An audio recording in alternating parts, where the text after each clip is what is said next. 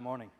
There should be no doubt at this point in anybody's mind that not only the tablet is redefining the way media is being delivered and served and used, but also redefining the rules of user engagement. And this heated exchange took place at the Philips and De Silva event on February 3rd. It's already old history from a tablet standpoint. And clearly, the users themselves and prospective users are pointing us in the right direction as to what is going to make a successful app and what's going to drive them to stay, to pay for one, to subscribe for one, or to come back to one. I think a couple of interesting stats at the bottom as far as what content is going to drive them from the print to the tablet or from online to the tablet. And to me, the most interesting one is probably the very top one. There are two schools of thought as far as whether something should be developed both for online and the tablet, but for sure that's not going to drive traffic back to the print. At least that's Deloitte's opinion. So within this time frame and this framework, I just want to talk a little bit about how visual content plays a part in driving user engagement onto the tablet.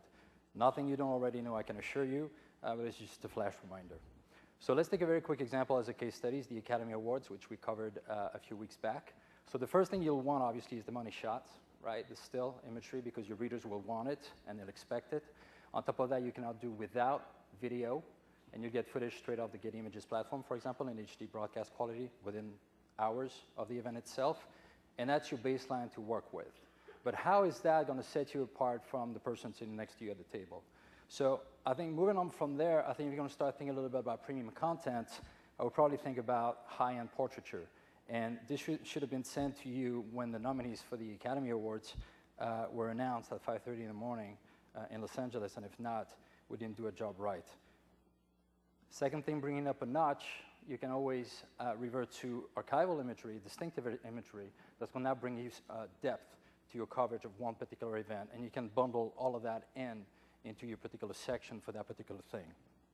And then to top it off, very exclusive content, not only on the red carpet for the Vanity Fair Oscar party, but also the inside of the Vanity Fair Oscar party, both footage and still. Another reason why you want to think about bundle licensing is that although, this year I think only people, maybe one or two others, did something with using the tablet or their website as a second screen as people are watching the Academy Awards, I think we can be sure that by next year, there'll be a lot more people doing that. And that's going to drive a lot more use and necessity for content, and specifically distinguishable content. So one particular model you want to think about that might be convenient in this particular case is a subscription, a single subscription, either on a vertical in news, sports, and entertainment, to take one of the three editorial verticals. Unlimited access because you don't want to be capped, because you don't know what you're going to need and in one shape or form you're going to be needing it. For convenience, I would probably try and negotiate a flat fee, maybe within the existing agreements you have, maybe not. And then as far as the content itself is concerned, I think what you want to make sure is you get both stills and video coverage, as I mentioned. Bring depth to the piece you're actually doing, right? Reverting to archival imagery. Getty Images actually prepares multimedia pieces that are assembled and produced in-house. It could be, for example, 25 years of the Academy Awards, right? And you can download music from our Pump Audio existing library, 100,000 pre-cleared tracks to have music along with your piece. The second thing, obviously, is going to be the need for higher volumes. That was particularly true when the shift from print to online took place. I think it's even truer on the tablet. On any calendar basis, the amount of events that we cover, Getty Images and the other digital content providers, within the entertainment space or within the sports space, and here's some of the official partnerships that we have with the major US leagues, with the Olympic Committee, with FIFA, for example, is going to provide you with a big choice of content year-round. So you can think about how this Zach Posen shot is going to look on an iPad. For example, I'm saying iPad just because of the numbers.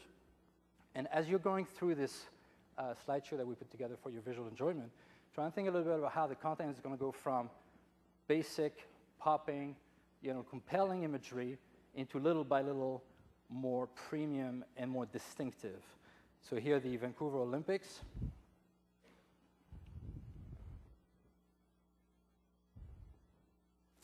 And Lady Gaga in a moment of rare psychological poise. And then again, going from there, that's probably stuff that it's not that you're going to find it everywhere, but archive is always a great well to dip into and to look for. So in the case of an image library like Getty, we're talking about 80 million images, 57 wholly owned. We have a rights and clearance department. Here's Mohammed Ali tells you how much time you have left to get your app up and running. And it's not hours, he's talking 5 minutes. And the head of marketing for Coca-Cola was kind of floored that this image was not in the Atlanta vaults, but actually accessible and available through Getty Images.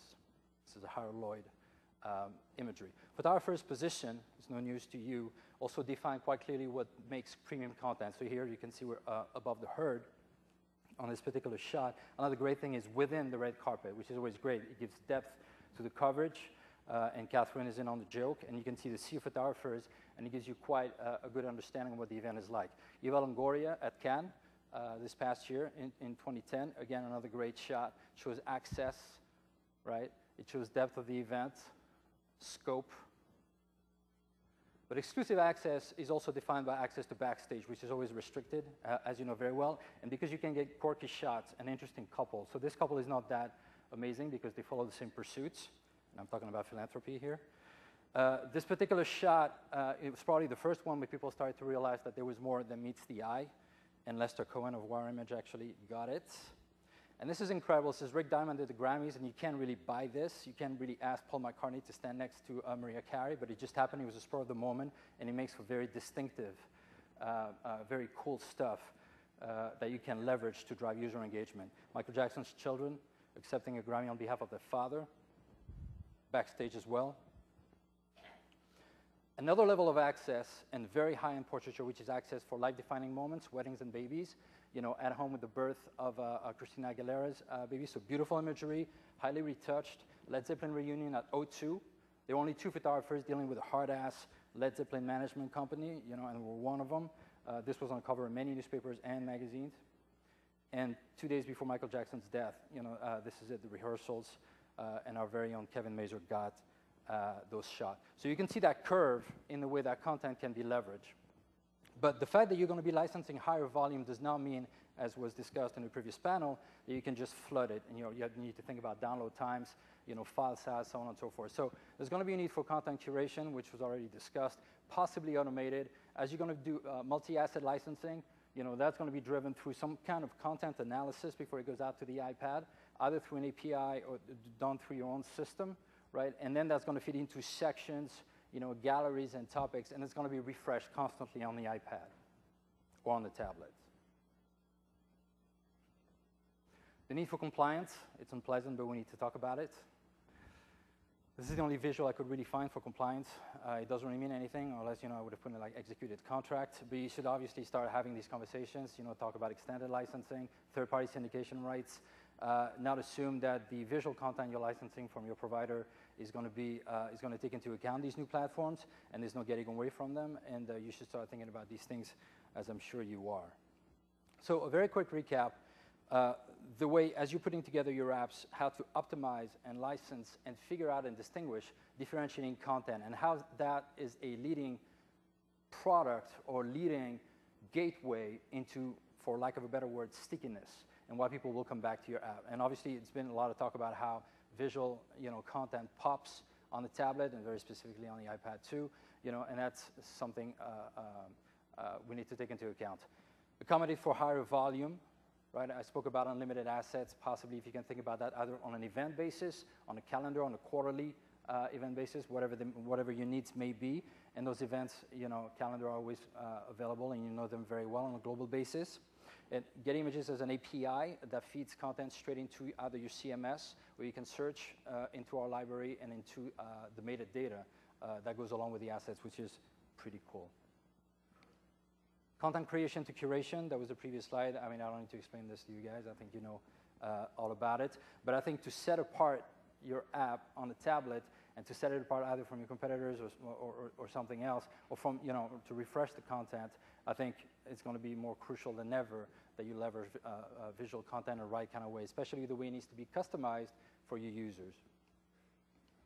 Secure rights extension as far as the compliance is concerned, as we discussed already. This last piece I haven't spoken about. You probably want to start thinking about your content provider, Getty Images or any other, not merely as a content provider, but truly as a partner, and ask for flexibility to the agreement, the way you're licensing the content, and have them accompany you as you're launching these new things. No one really knows what's going to work and not work, right? At the end of the day, whether your paid search is up or down, or whether your traffic metrics on the sites are north or south, you still need to put out a product. I think it's better to do it with somebody that's going to accompany you properly and give you all the chances to succeed than just merely, buying images you can buy from anybody else. And that is my story.